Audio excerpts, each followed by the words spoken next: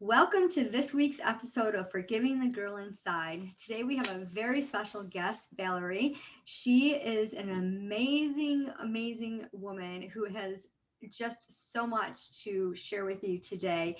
She is on a healing journey. She has been on a healing journey from unconscious being to conscious living. So, unconscious living to conscious living. And what exactly does that mean?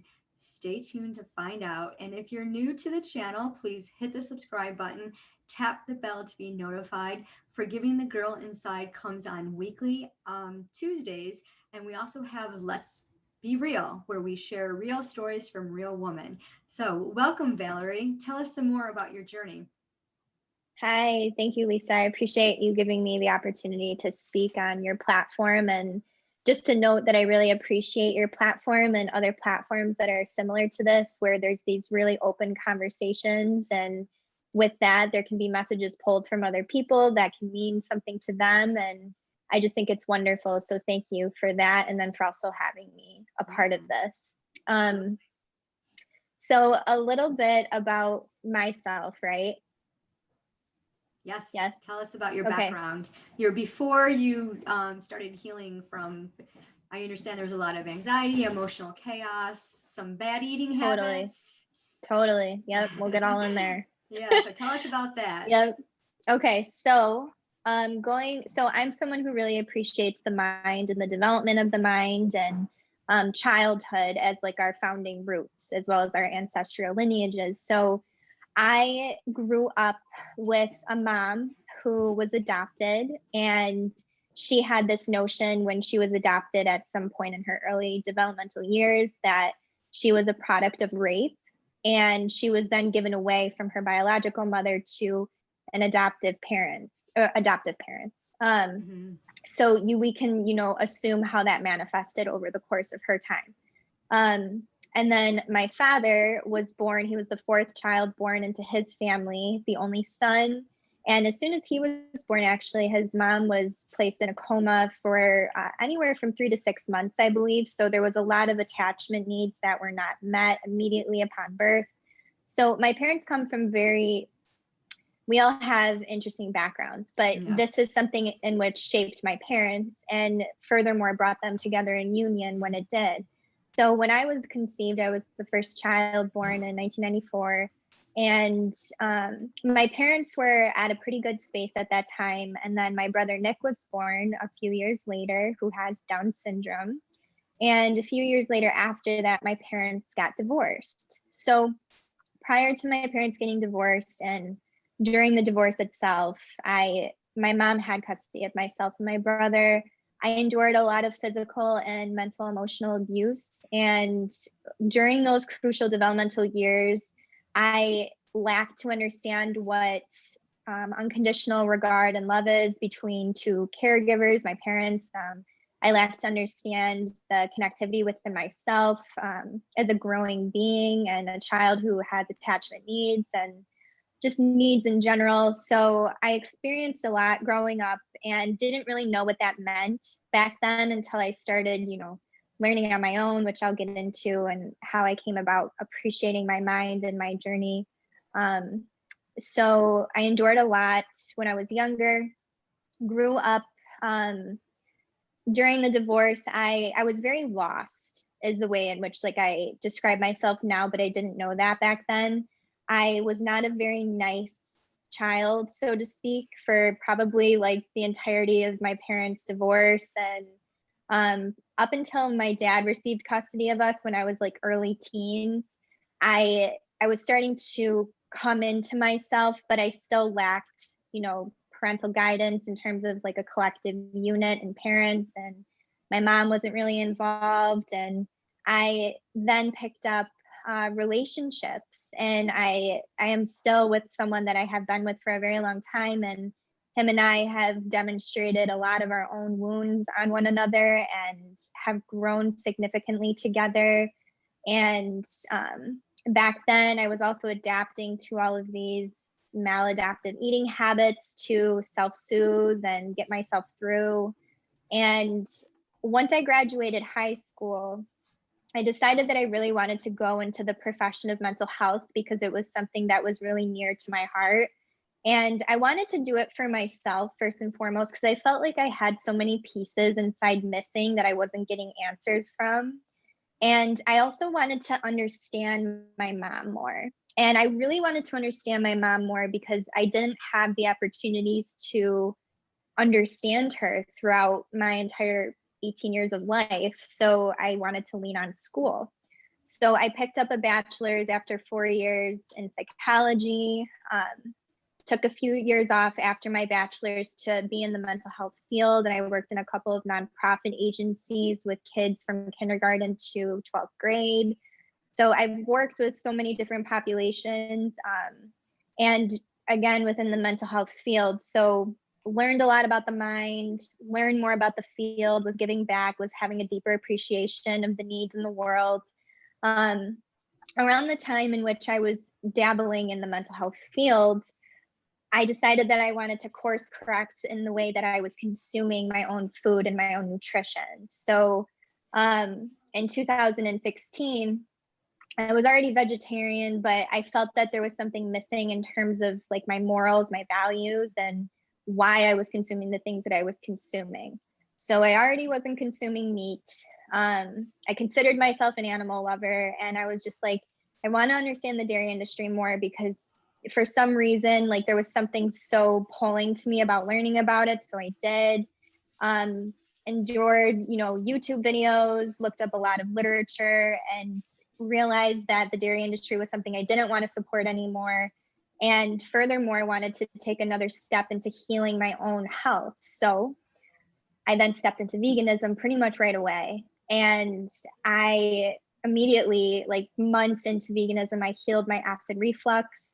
I have like bouts of those symptoms here and there, but I had acid reflux to the point where like I would drop to the floor because the pain would be so excruciating. But that does not happen for me anymore. And it hasn't for almost 5 years now. So All I because of jumped in diet. all because of diet and Wow. the body, the mind, the gut is all linked.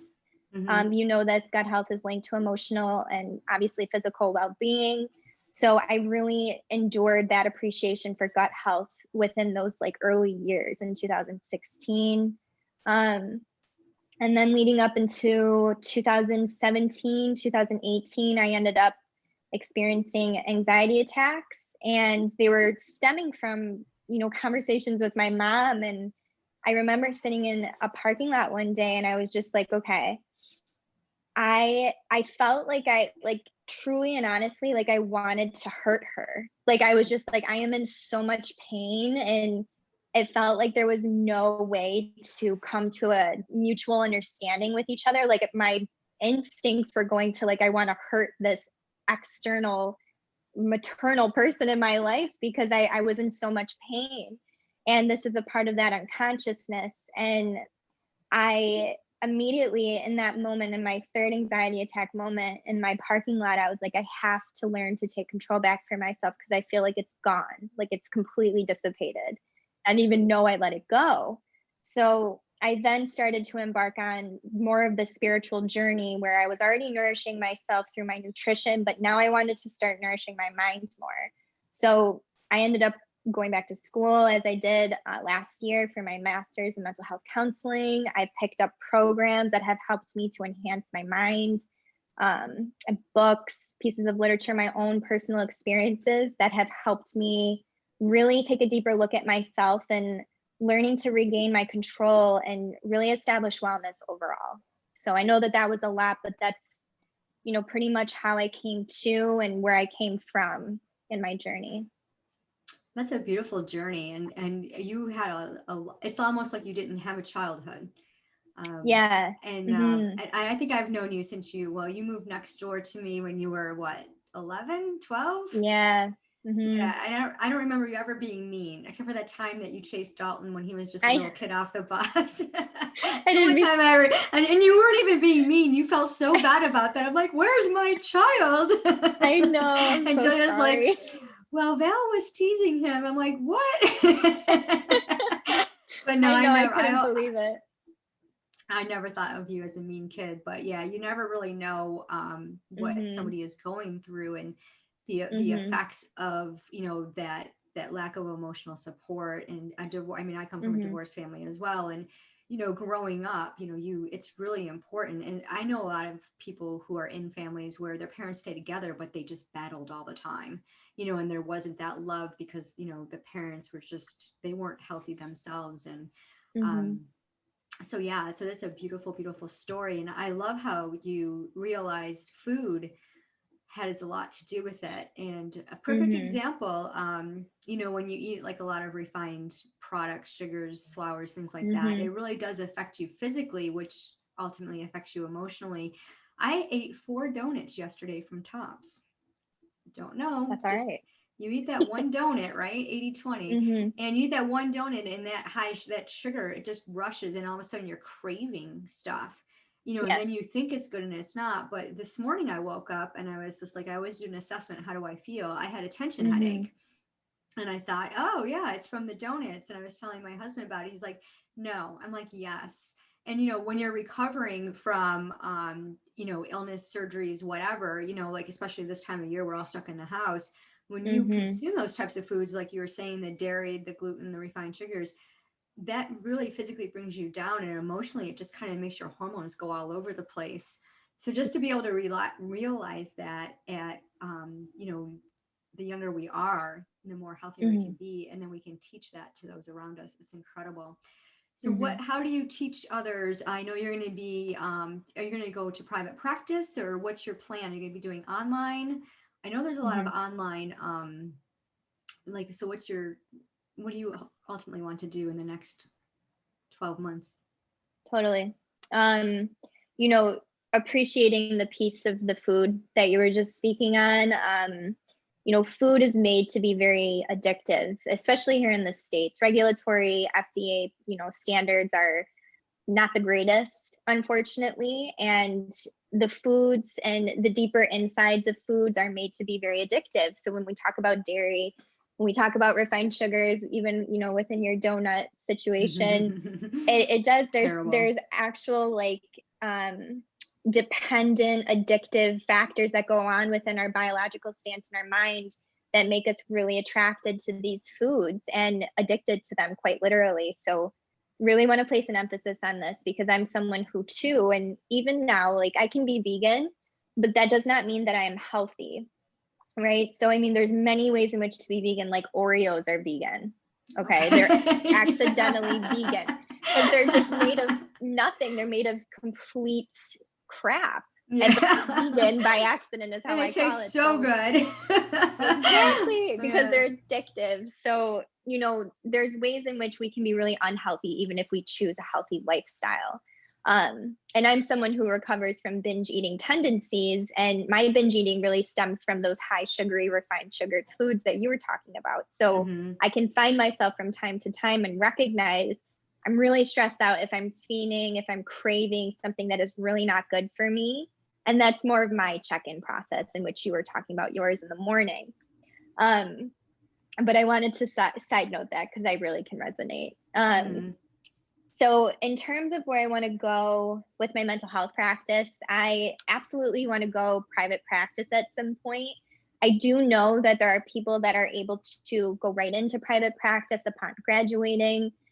I don't know if that would,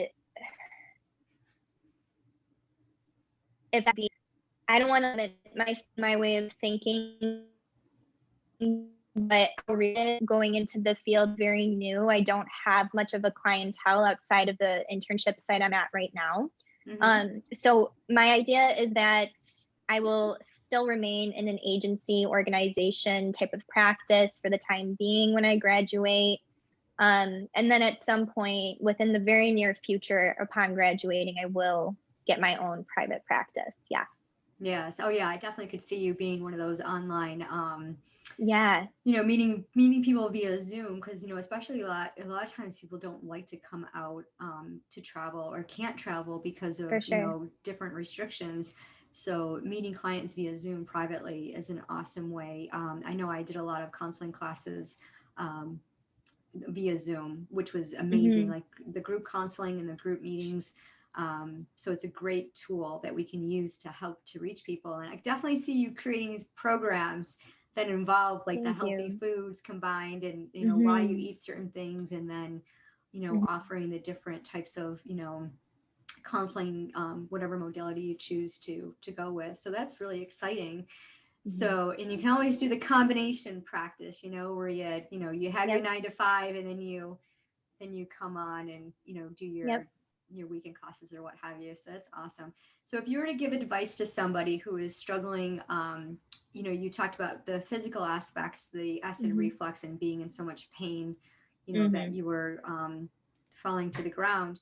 I Hmm. know a lot of times it's, a lot of people will have those sharp pains and blame it on, they'll be rushing to the doctors and, oh, I got a pain in my side, and not even realizing it comes from all this stuff that builds up in their system, and that their gut needs to be detoxed in order to get better. What kind of advice would you give somebody that was experiencing physical pain that was directly related to emotional pain, but they don't know what the root cause is? They don't know what the connection is. Yeah, that's I appreciate that question. And the immediate place that my mind is taking me to is it's so dependent on the person themselves. We as human beings have protective factors that, unconsciously keep us safe. So if we're talking about someone who is in a lot of emotional pain and experiences physical pain, they're probably not going to be as open to receiving emotional feedback or connectivity, and how there's a pairing in the mind and body connection, and they may not want to look at that. So their protective factors are going to really ignite to keep them away from looking at the emotional side of their health. You could have somebody on the other hand who, could potentially be open to exploring the emotional piece and seeing how that's connected to the physical. And there's no judgment where anybody is at, but it is so dependent. Like my answer anyways, it's so dependent on the person and where they are at. And really meeting a person where they're at in terms of their physical and emotional well-being is so crucial. So it's a good question, but it's going to really depend on where someone's at and how I would approach them. So So yeah, I mean, what do you think? Do you want me to like respond to someone that's really closed off, really protective of themselves, or someone that's more open? no, I think your answer is perfect, because Perfect. you're expressing the true value of counseling, of gut health, emotional health, brain health, and all that. It's a Mm-hmm. unique blueprint. As a designed, it's not a one size fits all therapy session or food plan session, because Totally. I might be able to eat a food that you can't bear, that's going to really Totally. trigger something in you that to me it's going to be completely fine. And one of the messages that I like to share on this platform is that, we're all in a healing journey, and it's a daily journey, it's a daily choice. And every body is different. And I say it Mm-hmm. purposely like that because every body, every mind, every spirit is different. And we receive Totally. things differently based on our DNA, based on our upbringing, based on our beliefs. Yep. And whether right or wrong, our beliefs will define our thoughts. And like you said, somebody might be at the point in their journey where they're totally closed off. They don't want to hear what any of it Yep. has to say. Holistic healing is not something new, but it's something Mm-hmm. that is getting a lot of attention at this time Mm-hmm. of our lives. But it's been around for years, for hundreds and hundreds of years.